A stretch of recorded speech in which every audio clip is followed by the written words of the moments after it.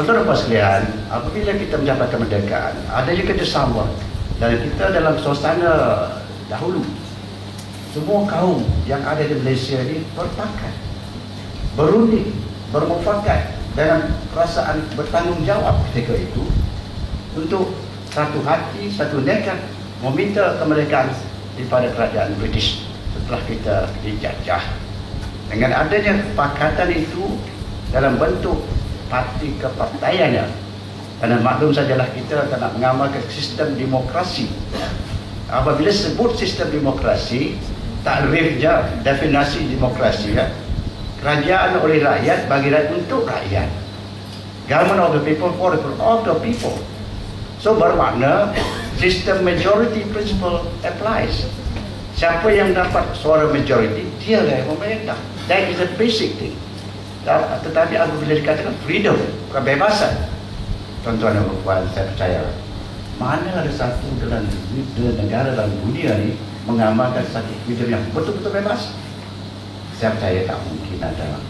Malahan negara asalnya Amerika pun yang mana demokrasi terbentuk, tetapi Amerika sendiri pun tidak mengamalkan sistem yang betul bebas. Ada had-had, ada tanggungjawab. Inilah contoh-contoh, dan kita dalam negara Malaysia ini, negara Malaysia berbilang kaum, berbilang agama, berbilang keturunan etnik, berbilang sebagainya, telah mewujudkan satu sistem. Apabila Reed Commission sebelum mencapai kemerdekaan itu, British nakkan keharmonian antara kaum di negara, maka terbentuklah satu perlembagaan. Perlembagaan itu telah diatur begitu baik, begitu indah, dan telah pun kita laksanakan sampai ke 50 tahun lebih kita mencapai kemerdekaan. Aman, damai, maju jaya. Alhamdulillah. Kenapa? Perpaduan antara kaum kita. Saya nak nyatakan di sini, saya ingatkan diri saya selaku warga negara Malaysia, apa yang patut kita. Inilah negara Malaysia yang tercinta, kita dilahirkan, kita akan mati. Ini peranan akhbar dan wartawan. Akhbar dan wartawan ini tidak boleh dipisahkan. Kita di negara kita ada akhbar perdana, ada akhbar kecil-kecilan, dan juga alternatif, akhbar alternatif. Dari segi konteks ini, bukan perhubungan maklumat amat penting, kerana information is very important. Maknanya rakyat memerlukan maklumat yang terkini, yang betul-betul baik dan yang tepat, yang tidak mengelirukan.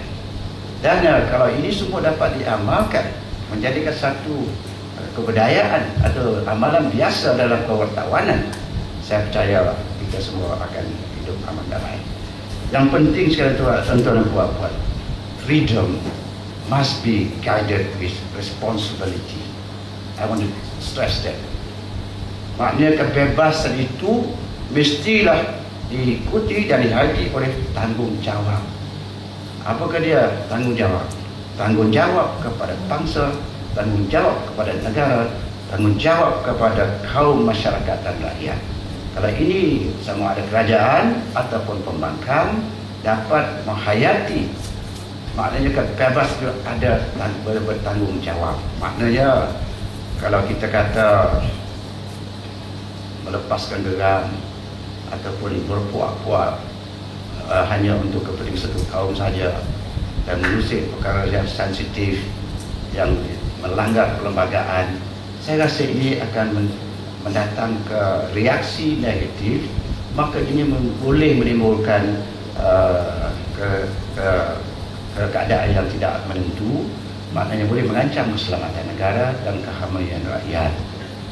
Soal apa-apa ni, perdana ke ataupun yang kecil, kalau wartawan itu membuat satu kritik yang membina, positive, constructive criticism, you are welcome, tidak fear of favor. By all means go ahead. Marilah kita sama-sama membina satu perubahan, bahawa kita kerajaan, saya percaya yakin memberi kebebasan. Kebebasan itu mesti ada hadnya, mesti ada limitnya. Kenapa? Dalam mana-mana organisasi atau dalam kata orang Melayu dalam satu tandan pokok buah tandan kelapa tu kadang-kadang ada juga yang komennya, ya, yang ganjilnya. So oleh kerana seorang yang membuat tak baik boleh menjejaskan organisasi. Tidak semua ada, perlu dia ada kawalan. Jawapan saya memang wajar ada kawalan yang berpatutan. Must be fair and reasonable control. Saya rasa hari ini tuan-tuan dan kerajaan hari ini telah memberi kebebasan kepada mana-mana akhbar, asalkan dia mengikut etika, peraturan-peraturan mengikut akta, cetak dan sebagainya. Dan kita sebagai masyarakat majmuk, masyarakat berbilang kaum di luar Mesir, sangat-sangat mengharapkan keharmonian, kesejahteraan dan keselamatan negara.